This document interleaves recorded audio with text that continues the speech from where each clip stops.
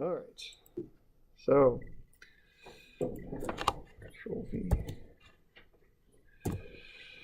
All right, so we were looking at curvilinear motion. So there's some Alaskan yo-yos. They're spinning two different balls in two different directions. The travels counterclockwise. And all I have to do to maintain the motion is to move my hand up and down. The basic way to start the Alaskan yo-yo. So here's what I'm doing. I can't handle two at once, so I just do one. I think the cat is really what makes this all happen. I don't know.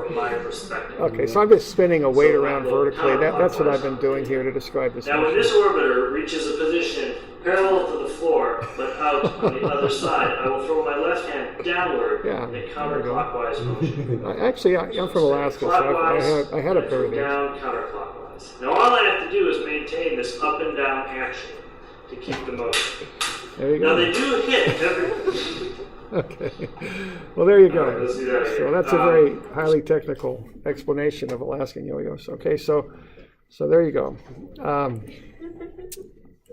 So that's what I was using to do my highly technical demonstration for curvilinear motion. And what we've got here is a couple of things, kind of the salient points, you might say. First salient point is if you want to find an angle in, well, let's see, if you want to convert between an arc length, which is the distance around the perimeter of a circle, and the angle in radians that the arc takes up, you use the arc length as r times the angle in radians. And then you can multiply that by divide it by the time over which it occurs, and you'll get the linear speed in, let's say, meters per second or feet per second or miles per hour. So if you're driving around a circular curve, like you might be on this interchange, or like you might do if you're driving from here to Corvallis on 34, there's a number of circular curves in that road, or they might, well, we'll assume part of them are circular anyway. What you can do is take the radius of the curve times the angular speed in radians per second. Okay. And that's an important relationship there. It's on your formula sheet. And, so we want to be aware of that. So the velocity is also tangent to the circle, and it's equal to the radius times the angular velocity or angular speed. Okay. So that's another important point. And the last one that we covered is anytime something travels in a curve, it always is accelerating in towards the center of the curve. And we call that the normal acceleration. In physics, I think you called it the centripetal acceleration. But its magnitude is v squared over r, is the magnitude. And that acceleration points in towards the center as the object goes around in a circle. And, Newton came up with that law that objects will act in a straight line unless acted on by some outside force. And anytime something travels in a curved path, there has to be some sort of force that pulls it inward, okay, that makes it go in that circle. I would challenge you to come up with any example of curved motion that doesn't have some sort of inward force that is directing the object inward. Now, notice when you're going in a circular curve that the distance from the center never changes. It's just the direction of the object changes. So the way I think about that is the object, as I've circled here on the top, essentially wants to go in a straight line here. But when I was spinning my weight, there was a cord here attached to the object that pulled it in. Now, notice when I say pulling it in, it's not getting any closer to the center. What it's doing is it's moving in this circular path. It's trying to go in a straight line, but the cord won't let that happen. It pulls it in towards the center, so the object travels around the perimeter. Okay. And that always occurs when you've got circular motion, and its magnitude is v squared over r. So we're doing all right with that? We're doing okay?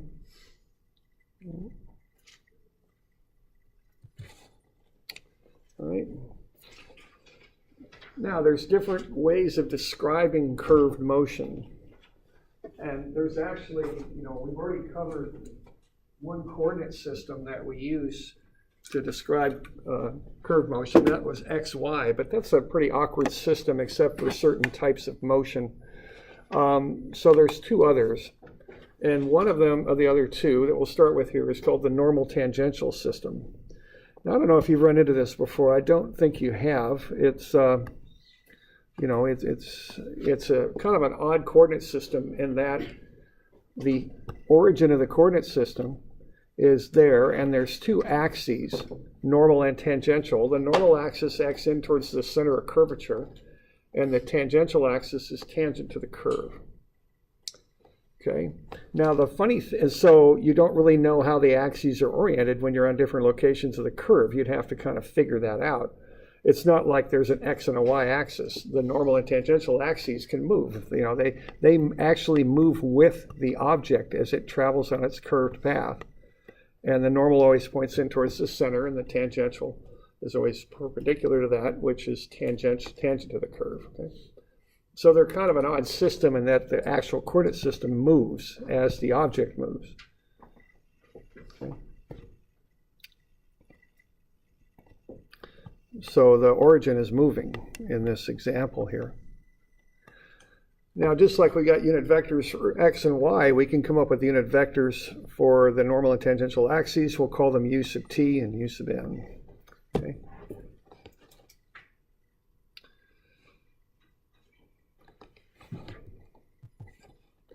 Now, what we're going to have if an object travels in that circular or curved path is a velocity that's always tangent to the circle, or the curve, I should say. A velocity is always tangent to the curve. I think you learned that in Calculus 1. Okay, so the velocity only has a tangential component. It never has a normal component, because the velocity is tangent to the curve, and the tangential axis is tangent to the curve too. So the velocity always has a tangential component. There's always a plus u0, times u sub n, if you wanted to include that. All right. Now the acceleration's a little bit different. Okay, the acceleration always has a normal component, as we call it, which in physics you call centripetal, in towards the center, and the magnitude of that is v squared over r. Now, the radius of a non-circular curve is called out by the Greek letter rho. So r, if you look at the technical definitions, is for a circular curve. If it's not circular, rho would replace r. It's the same idea. It's a radius of curvature. But rho is for a non-circular curve. Okay, so that always occurs. So if you're driving around a curve in a road, generally speaking, those are circular. There might be a little bit of a spiral in them too, but when you get into the main part of the curve, generally speaking, they're circular. You are always accelerating in towards the center, even if you're traveling at a constant speed. The reason that's happening is the direction of your velocity is changing, which is a change in velocity, and that's an acceleration, and that's in towards the center always. Okay. So if you're going around that curve at 50 miles per hour, you're still accelerating in towards the center, even if your speed doesn't change. Okay. Now, if you step on the gas pedal, you'll start to speed up. If you do that, you have a second component of acceleration, which is dv dt. Your actual speed is changing. That would be called a tangential acceleration. So if you're stepping on the gas pedal and speeding up, or if you're stepping on the brake and slowing down, you would have a tangential component of acceleration as well as the normal. The tangential acts tangent to the curve in the same direction of the velocity. If you're in a car, a tangential acceleration is indicated by your speedometer moving. Okay. So you always have a normal component of acceleration, always. You may or may not have a tangential. It depends on what you're doing. Okay. You got any questions on that? You doing okay? All right.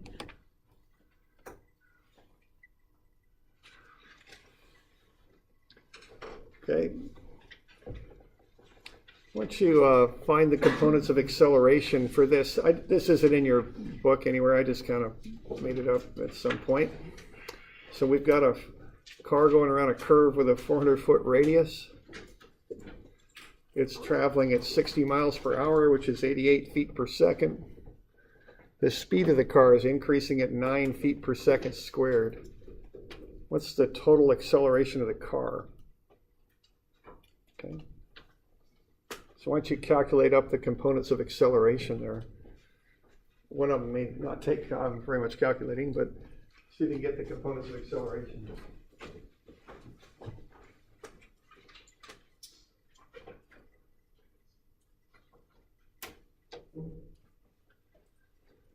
Yeah. So if you can Okay. All right. That's why. Yeah, sure. All right. So just the actual calculations on this are pretty quick. You just want to look at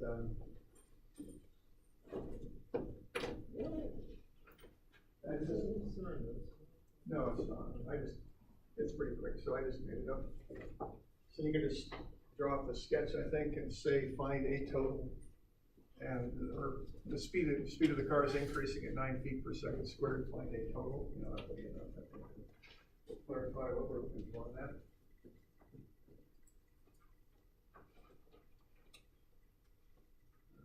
So let's figure out, what, and I guess what I'm after on this is not only what are these components of acceleration, but which way do they point?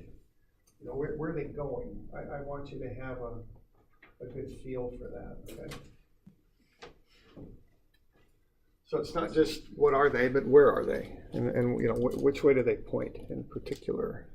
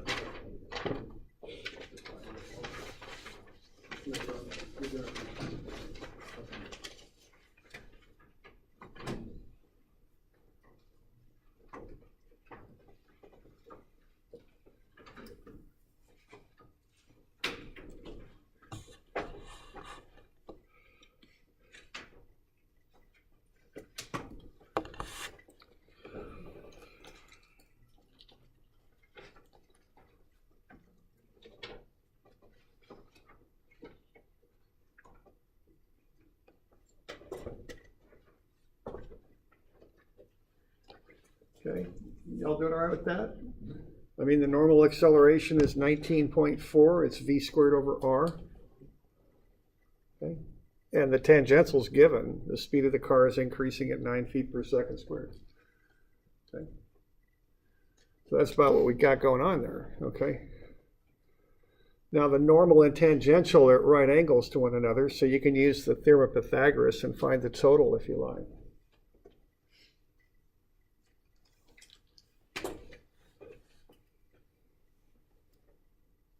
So what is the direction of? Why don't has everyone had a chance to think about that, which way these are pointing? Are we talking about the total acceleration or the individual? The individual ones. You know, you The could, tangent will just be pointing at the tangent from that point at the given point on the Yeah. circle. yeah. And the normal should be pointing out of the circle. No, normal would be pointing in towards the center. Yeah, and tangential's tangent. Yeah, right. So the normal goes inward and the tangential. Okay. So they look like that. So the 9 is the tangential, that goes tangent to the curve. The 19.4 is normal, so it goes in towards the center. The total would be the vector sum, which, you know, from that sketch you can't really tell is almost due north, but maybe a little bit east of north. Okay.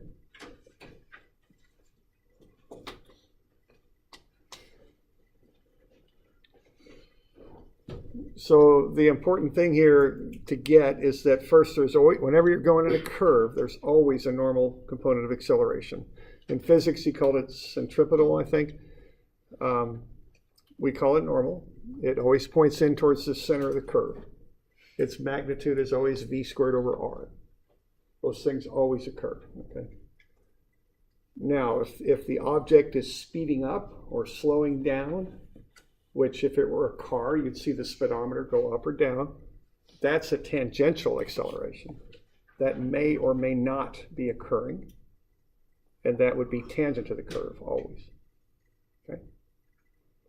And if you want the total acceleration, you just do a vector addition of the two. The axes are normal to one another, so you can use theorem of Pythagoras.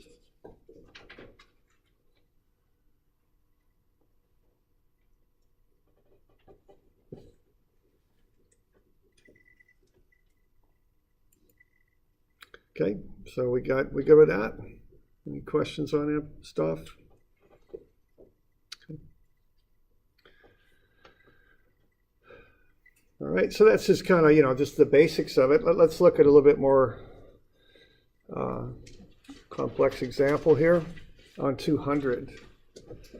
Let's say we've got this shaft that turns and that moves the collar around a circular track. At t equals 0, the collar has the velocity shown. The speed of the collar increases at 0.18 t meters per second squared. And we want to find the velocity and acceleration of the collar when t is 3. Okay.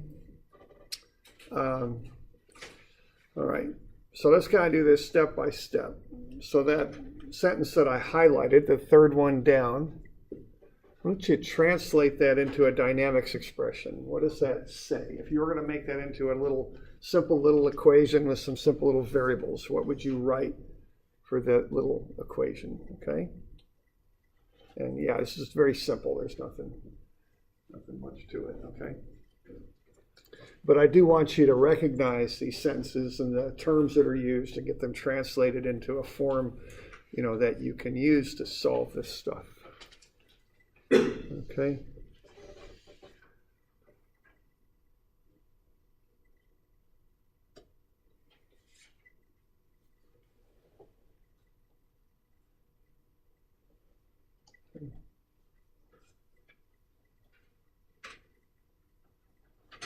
Okay, so if the speed of the collar is increasing at 0.18 t meters per second squared, what that means is a sub t equals 0.18 t, right? So the tangential acceleration is 0.18 times t. Y'all good with that? So, that'll come up. That comes up a lot in these problems. So if you see a sentence like that, make it into what I just wrote down and what I think you just wrote down in your notes, okay? That's what that means. Okay? Now, if we want to do some calculations with this, what's a better way to write a sub t? I mean, how are we going to write that so it's going to be more useful to us? Yeah, so get that down, okay? That's next. And of course, you could jump right to this step if you wanted. I'm just trying to get this chain of thoughts going here, how you translate this stuff and how you work with it, okay? Because just a sub t by itself, especially if you've got a variable with a 0.18t, you know, it's not quite what you want. All right, you want to get it written in a form that's more useful, that you can do some stuff with. Okay, and so what you want to do is convert a sub t and write it down as dv dt, the change of velocity with respect to time. Okay, you all good with that? All right. Now, see what we're trying to do. We're trying to get to velocity. That's what we want to find.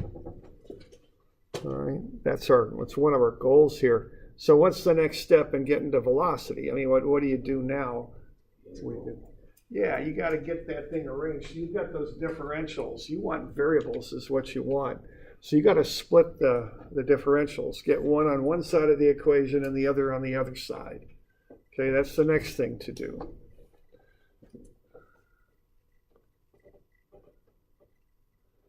All right.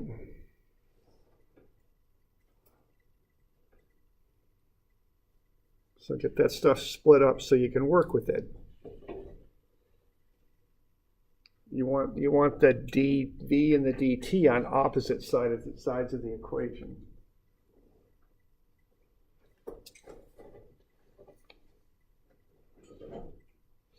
Okay. So now you got dv is 0.18. So the change in velocity is 0.18 times whatever the time is, times the change in time. Okay. All right.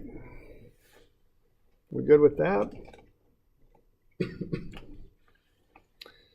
And then we're going to integrate that. Okay, we're going to add it up over a given time interval, basically. Now, by integrating, when we add all those little dv's and dt's up, we're going to end up with a v and a t.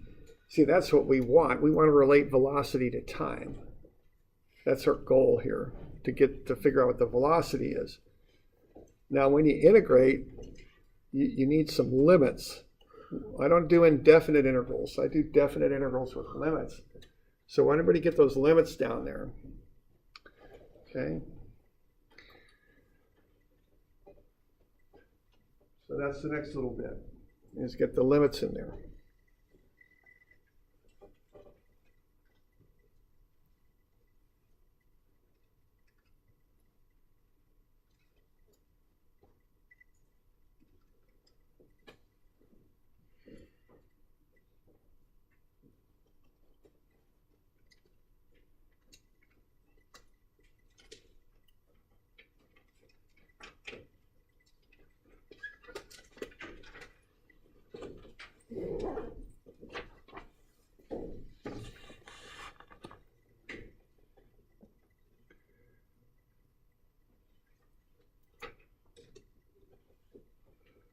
Okay. Now to get the limits, you look at either the problem statement or the sketch or something to get some idea what the heck's going on here. And the second line down says at t equals 0, so that means when the time is 0, the caller has the velocity shown, and the velocity is 0.6. Okay, so that gets you the limits. On the bottom, when the time is 0, the velocity is 0.6. Because to preserve the equality of this equation, you've got to add them up over the same interval. Okay, and when the time is 0, the velocity is 0.6. So that's where you're going to start taking both integrals. Okay. And in the top limits, I just put in letters. I can always plug the numbers in, so I don't like, putting in numbers for the top limits. I like putting in letters. I can put the numbers in later, no big deal. And it gives me flexibility because I get a variable equation when I put in letters. I can do more with it.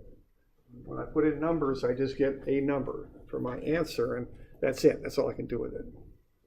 Okay. All right. So we good? Everyone following that chain of reasoning there and the procedure? It's very common, so I want you to know it and to understand what you're doing with it. Okay.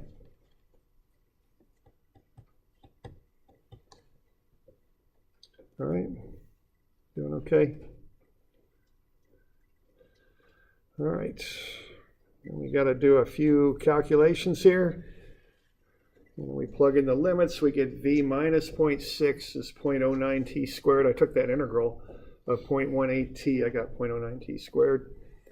Then I took the 0.06 to the other side of the, 0.6 to the other side of the equation. Plug in t equals 3, and I get the velocity. It's 1.41 meters per second. So that gets me the velocity when the time is 3.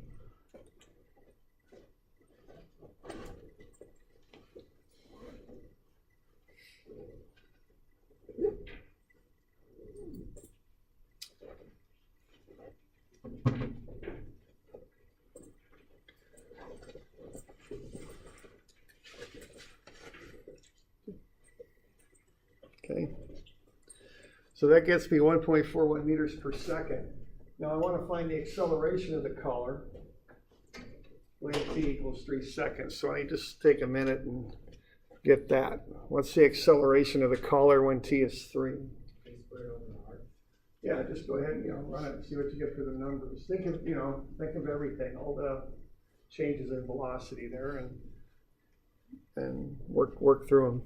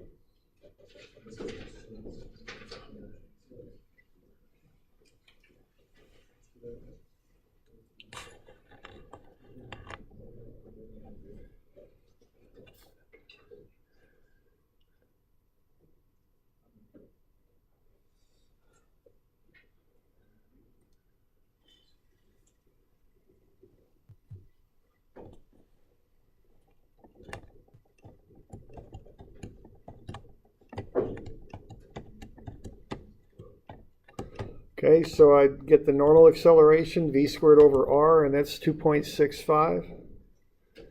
But then I also get a tangential, right? Because the a sub t is 0.18 times t, and t is 3. So the tangential is 0.54. So then I just take the square root of some of the squares, I add them up, and I'll get the total. Okay, so remember, always have the normal. In this case, we do have a tangential because that thing's speeding up. So we do a vector sum and get the total. Okay.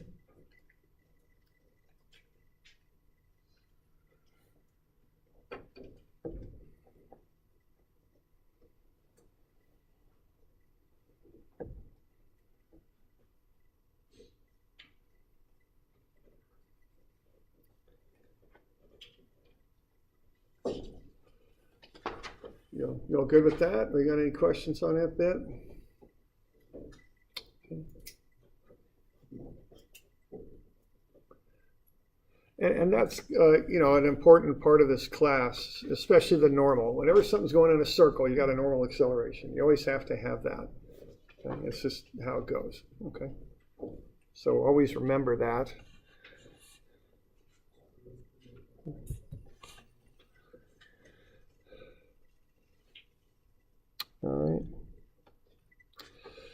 right, so what we just did there is called the normal tangential coordinate system, all right? And it's commonly used with curves. You know, we'll come back to this later, but usually what you do when you're finding curved motion is you kind of, you start with this coordinate system, get the normal and tangential components, and then you might take this and resolve it onto an XY coordinate system. I guess transform it would be the fancy word for that. But, you know, quite often we start with this because curves very naturally go into this system where there's a normal component of motion and a tangential component of motion. So it's often the starting point for analyzing curved motion. All right. But then there's another way to be doing this, and it's a polar coordinates, which I think you've probably done polar coordinates. I don't know if you've done normal tangential before, but I imagine you've done polar coordinates in a math class at some point. And this can work well for curved motion too. It's kind of situational and a little bit on how the data is presented, which would determine whether you use normal tangential or polar. Now remember, normal tangential coordinates, they travel with the object. So they're kind of odd in that respect, but they move with the object. So your origin of your coordinate system is actually moving. Polar coordinates don't. They have a set origin. And what you do with polar coordinates is you measure out, instead of x and y, you know, as you probably know, you measure out an angle and a distance to get from your origin to whatever point you want to specify. Now you can call out then two axes with unit vectors. Again, they're normal to each other. There's a radial, which goes from the center out to the object and just, you know, keeps going, extends out. And then normal to that is what's called the transverse axis, designated with a theta. The r is the radial axis. And again, we got unit vectors, use of r, use of theta. They're perpendicular to one another.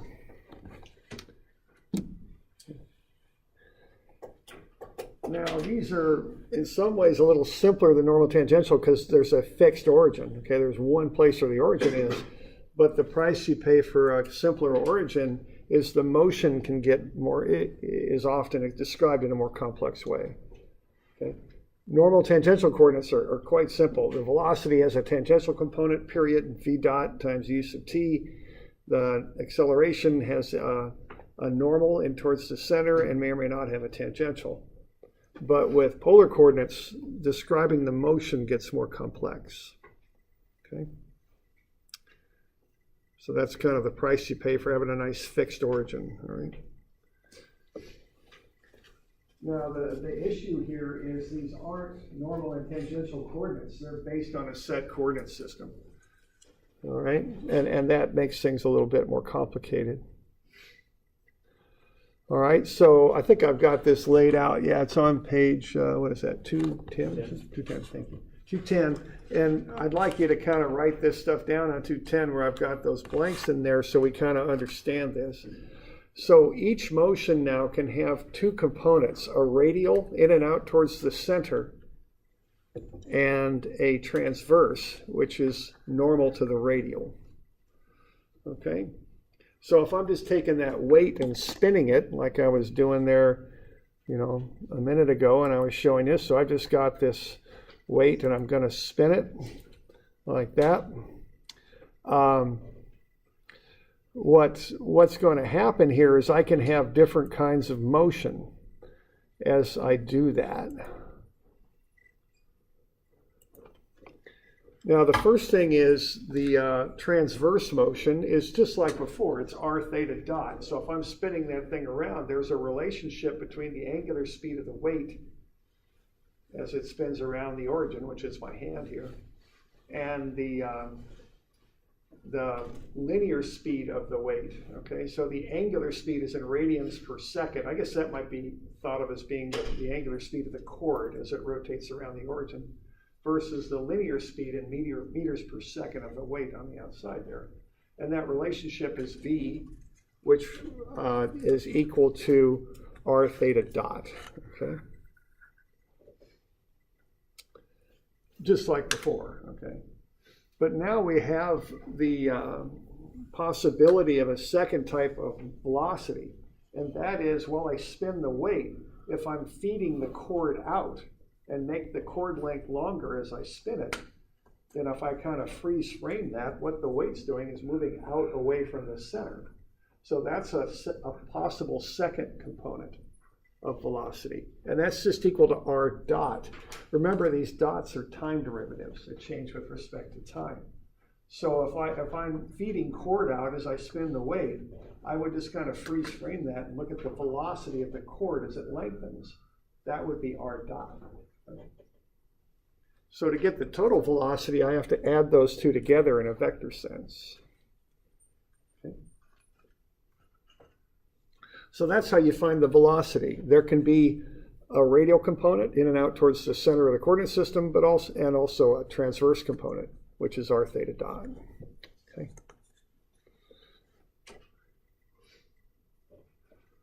So we good with that? We got any questions on that bit?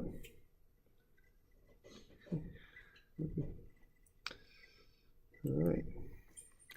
Now the acceleration has two components also, and each component has two terms. All right. Now if we start with the radial, what we have here is a term that is actually normal acceleration right there. It's in a different little bit of a formula, but it is normal acceleration. It's r theta dot squared. So what we're doing there is we're taking r theta dot, which is the velocity, times theta dot. And that's, okay, now what that is r theta dot is v, and theta dot is v over r. So we have r theta dot squared, which is equal to v squared over r. That's the normal acceleration, is what that is. They're equivalent terms, just different ways of expressing them. So r theta dot squared and v squared over r are equivalent terms. So anytime I spin something, that something is accelerating in towards the center, always, even if I'm spinning it at a constant velocity.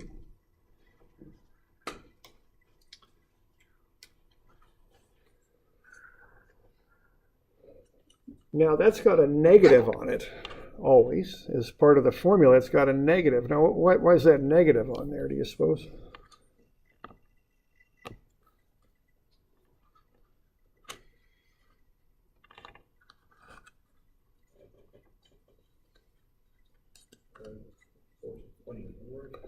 Yeah, right, it's normal acceleration. See, it's always pointing in towards the center of the circle. The radial axis goes from the center out. But this normal acceleration always points in towards the center, and it always does that, you know, by definition, I guess you could say. I mean, that's just what it does, okay?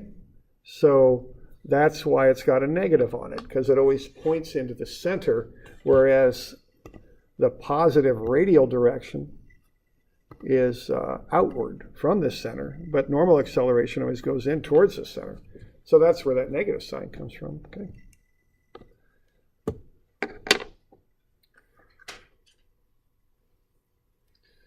Okay. Now, the other thing that could be happening with an object is as I'm spinning, I could be feeding the cord out or pulling it in at an increasing or decreasing rate. That would be r dot dot, the acceleration of that radius length.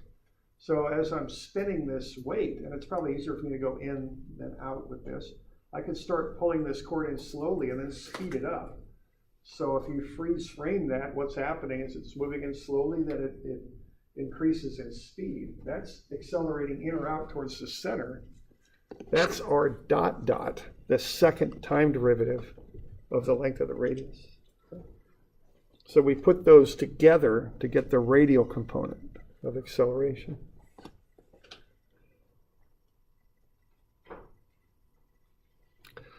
So that's the radial component, in and out towards the center of the coordinate system. Okay.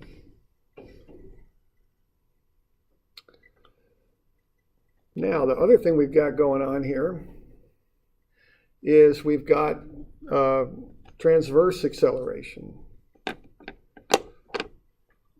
So just like transverse velocity has an r theta dot component, the radius times the angular speed, transverse acceleration has an r theta dot dot component, the radius times the angular acceleration. So r theta dot dot is the change of r theta dot with respect to time. It's radius times angular acceleration. That will get us a component of acceleration in the transverse direction, normal to the radial component. Okay. So that's one of the components of the transverse acceleration there. Now the other one is based on the fact if I hold a constant theta dot, but I make the radius longer, but if I keep the same theta dot, what I'm going to do with that weight is I'm going to increase its speed. It's going to cover the same angle in the same amount of time, but if that radius increases, that's a longer arc distance. So r dot theta dot, the r dot is an increasing radius distance times theta dot, which is angular speed. If I just increase that radius distance, I'll create an acceleration there, okay? The 2 comes along from an integration that this is derived from. Okay. So that's the second component of transverse acceleration. So we end up with the 2 formulas now. They're on your formula sheet. One is for the velocity and the other for the acceleration. Okay. So let's see here. I'll get you a couple of these to do these circular ones. 141 and 142. So I already assigned one problem that's due Wednesday, so I'll assign a couple more here. So now, just so you remember from yesterday, I was telling you that I assigned 133, but that wasn't right. I meant to assign 134. So we'll go with 134 and then 141 and 142, and those are going to be due Wednesday. And I think that's the 17th, if I'm not mistaken. Okay. So remember, we have Monday off, so I'll see y'all Tuesday.